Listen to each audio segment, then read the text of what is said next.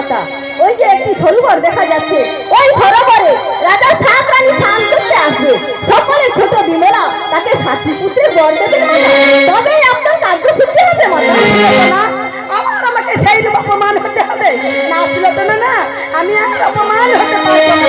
না মাতা, আর আপনাকে অপমান হতে হবে না। বেশ, তবে তাই চলো সুলোচনা, আমাকে ওই সরোবরের তীরে ছেড়ে দিয়ে আসবে। চলো তাই চলুন মা, আপনাকে ওই সরোবরের তীরে ছেড়ে দিয়ে আসি।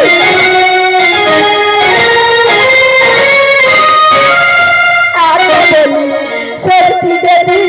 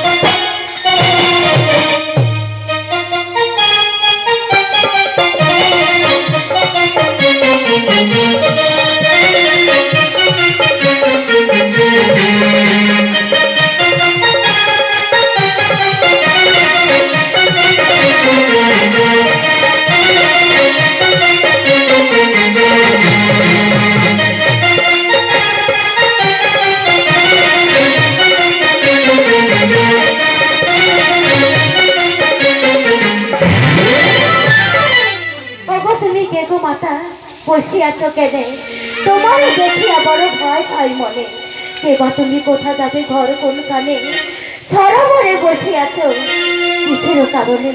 শোনো বিমলা, আমি তো বিদ্য খোঁজার জন্য তোমাদের রাজবাড়িতে গিয়েছিলাম, কিন্তু ওই নিপুণকে হাতে ভিক্ষা নেওয়া সম্ভব নয় বলে তাই রাজা আমায় চিনতে পারেন।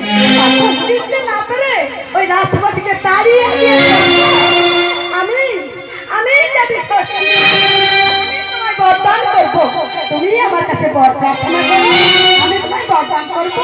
আপনি সত্যি মাতা, আমার প্রণাম গ্রহণ করুন মাতা, আমার প্রণাম গ্রহণ করুন।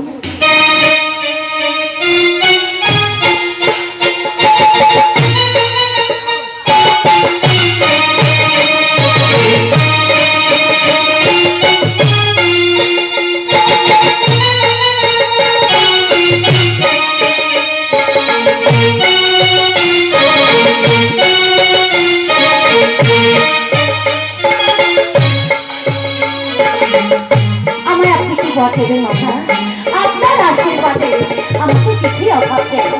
হ্যাঁ রত্নমণি মুক্তা কাটতে হবে সবই তো আমার আধানের পরিপূর্ণ হয়ে আছে মাথা আধানের পরিপূর্ণ হয়ে